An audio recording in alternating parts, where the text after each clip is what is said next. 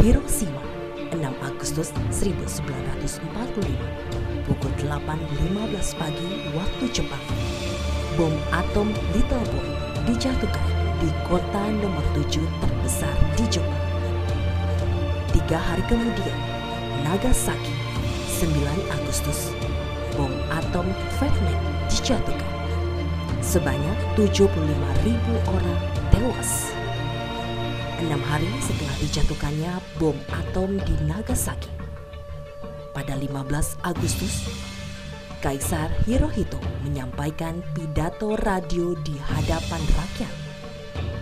Dalam pidato radio yang disebut Gyokuon Hoso atau siaran suara Kaisar, Hirohito mengumumkan kepada rakyat bahwa Jepang telah menyerah.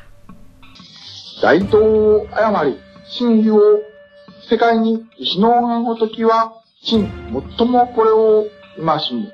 よろしく。諸国一家、子孫、愛たえ。Sebuah tugu pensil yang tingginya tak kurang dari 6 meter berdiri di tengah-tengah simpang jalan protokol yang merupakan arus padat lalu lintas kota Cirebon. Siapa yang menyangka Syahrir ingin kemerdekaan Indonesia dikumandangkan secepatnya. Tak banyak warga Cirebon tahu dan mendengar tugu tersebut saksi sejarah. Di tugu itu, pada 15 Agustus 1945, tokoh gerakan bawah tanah pimpinan Syahrir di Cirebon, Dr. Sudarsono membacakan teks proklamasi. Tim Radar File berupaya menyusuri jejak Dr. Sudarsono terkait asal-usul informasi pembacaan teks proklamasi versi Cirebon. Di antaranya informasi yang diberikan arsip kota Cirebon, rumah tinggal Dr. Sudarsono yang tidak terawat dan tidak berpenghuni di Jalan Sudarsono. Di hari yang sama, tim Radar File melanjutkan perjalanan menuju kediaman salah satu anggota Legiun Veteran Kota Cirebon yang berhasil dijumpai, Haja Somiyana SR Legora atau akrab dipanggil Ibu Emon. Beliau menuturkan, nggak dengar mengenai itu. Yang kaitannya dengan Sultan Syahrir tadi. Tapi kalau memang itu tokoh-tokoh itu seperti Sultan Syahrir dan lainnya suka datang ke Cirebon, berkumpul di kantor Fitran yang istilahnya dulu si markas cabang, yang adanya di Pekalipan. Di situ, iya. Mereka suka berunding-runding di situ. Di hari kedua, penelusuran tim Radar File kembali dilanjutkan terkait informasi beberapa versi pembacaan teks proklamasi sebelum 17 Agustus 1945.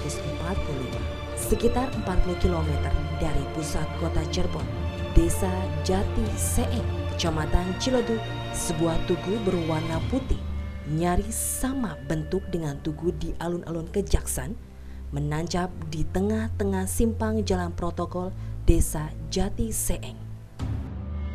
Tim Radar File berhasil menemui salah satu tokoh pejuang rakyat, Yayat, yang kini berusia 85 tahun, yang tinggal tak jauh dari tugu tersebut bersama Ku Jati Seeng Sumarno. Yayat dengan akrab mengungkapkan keberadaan tugu tersebut.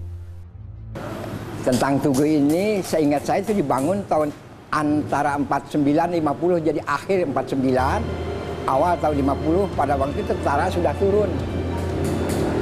Jadi turun gunung baru ya. Nah itu baru dibangun di sini.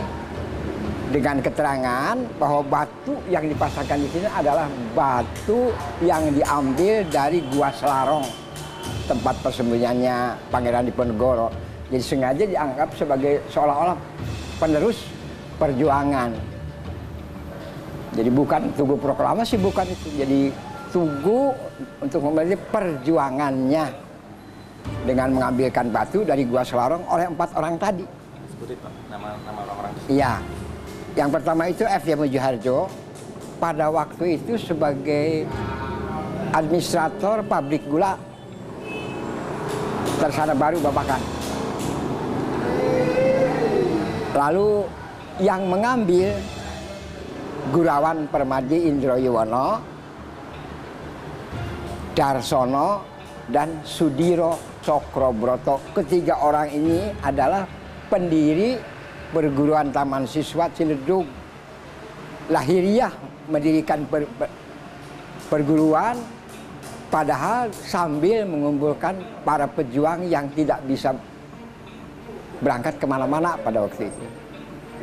Itu di belakang perguruan ada satu kesatuan yang menjurus ke arah berjuang membela proklamasi itu.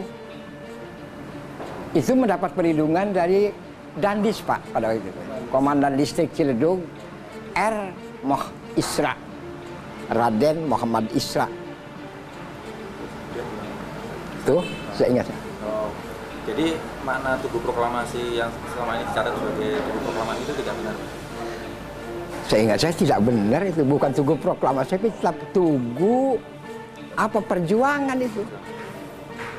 Apalagi yang di Walet, kalau yang di Walet justru didirikan pada tahun 54 pada waktu Kongres Gerakan Pemuda Sosialis, jadi Partai Sosialis yang mengadakan.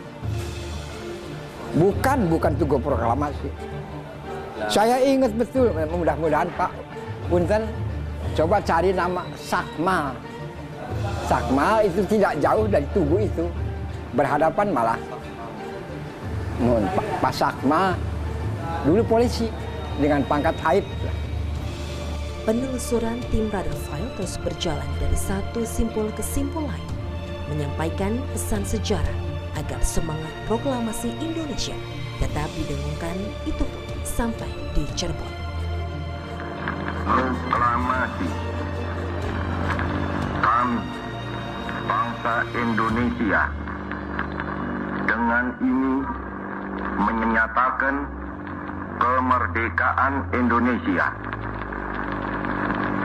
Hal-hal yang mengenai pemindahan kekuasaan dan lain-lain diselenggarakan dengan cara saksama dan dalam tempo yang sesingkat-singkatnya.